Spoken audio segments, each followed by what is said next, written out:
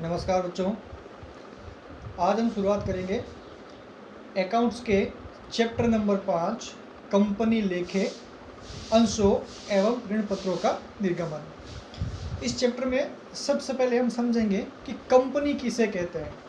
तो कंपनी भारत के अंदर जो कंपनी का कानून बना हुआ है, उस कानून के अंतर्गत जो रजिस्टर्ड होती है व्यापार करने के लिए, अपना बिजनेस चलाने के लिए, उसको हम कंपनी कहते हैं।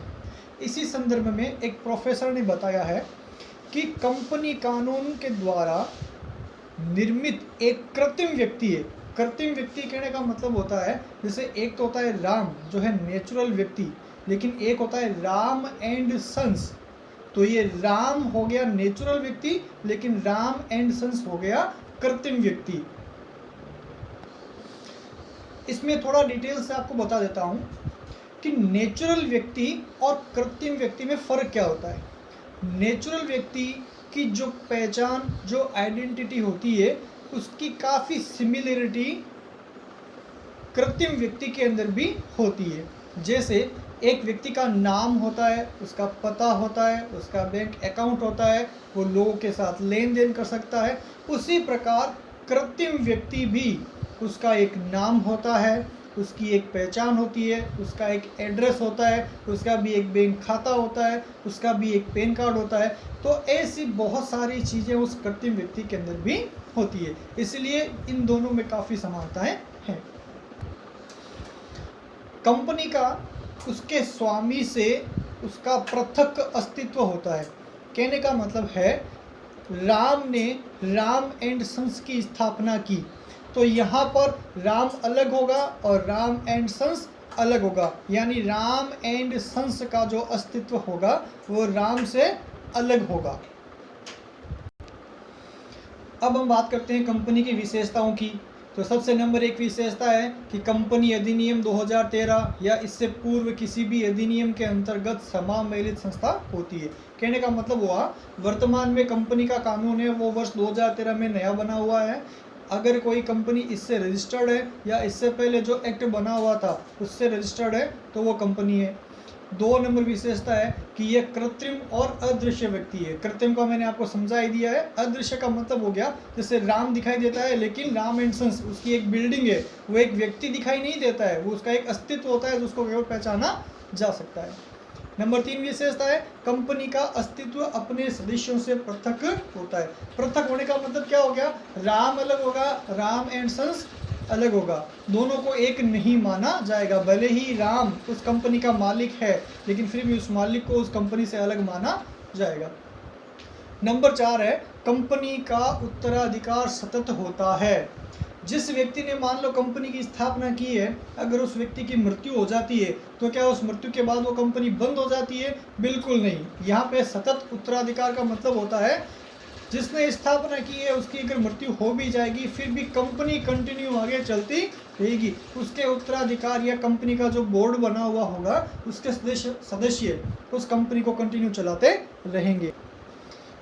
5 नंबर और 6 नंबर विशेषताओं को हम आगे के टॉपिक में डिटेल से पढ़ेंगे।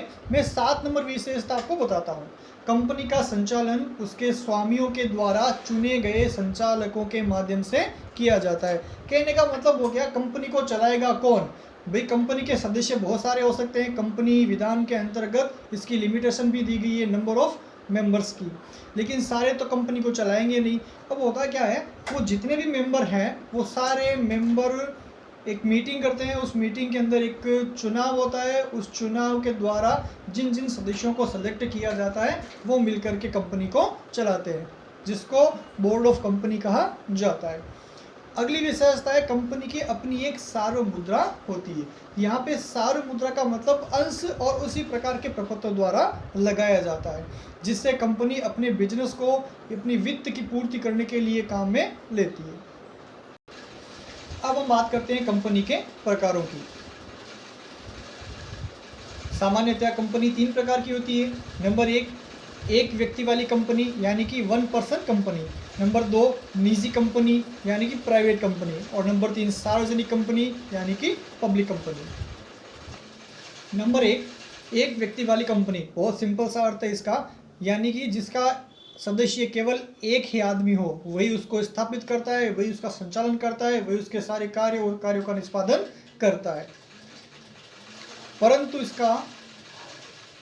परंतु यह एकल कंपनी से अलग होगी। एकल कंपनी से कहने का मतलब हो गया कि ये जो एक व्यक्ति वाली कंपनी है, इसमें कर्ता धर्ता केवल एक ही होगा। इसके सदस्य ये चाहे तो बना सकता है, लेकिन निर्णय और इसमें जो भी डिसीजन पावर होगा वो केवल एक व्यक्ति के पास में ही होता है।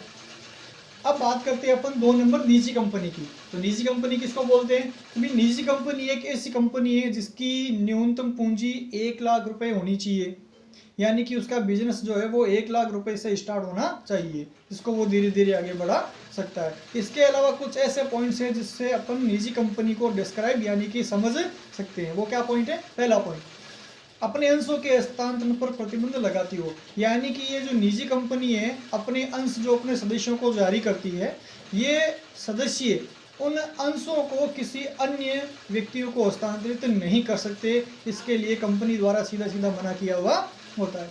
2 नंबर पॉइंट है, एक व्यक्ति वाली कंपनी को छोड़कर इनके सदस्यों की संख्या कितनी हो सकती है? न्यूनतम संख्या कितनी हो सकती है? 2 हो सकती है, और मैक्सिमम कितनी हो सकती है? 200 हो सकती है। 3 नंबर पॉइंट है, अपनी किसी भी प्रतिभूति के क्रय हेतु जनता को आमंत्रित करने पर रोक लगाती है, यानी कि इसके शेयर कौन ले सकता है? आम जनता इसके शेयर नहीं ले सकती, इसके शेयर इसके सदस्य ही ले सकते हैं।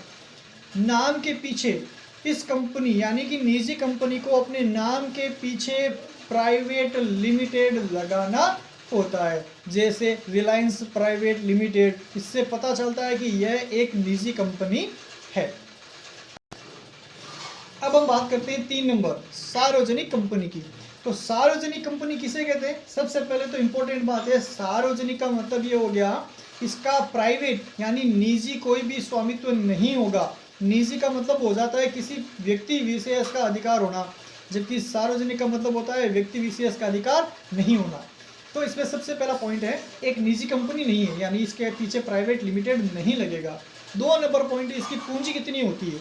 तो एक सार्वजनिक कंपनी की प्रारंभिक पूंजी यानी कि स्टार्टिंग जो कैपिटल होती है वो 5 लाख रुपए होती है। 3 नंबर पॉइंट है, कंपनी के निर्माण हेतु कितने सदस्य होने चाहिए? तो सबसे पहली बात है कि इस सार्वजनिक कंपनी के निर्माण के लिए 7 सदस्य का होना आवश्यक है।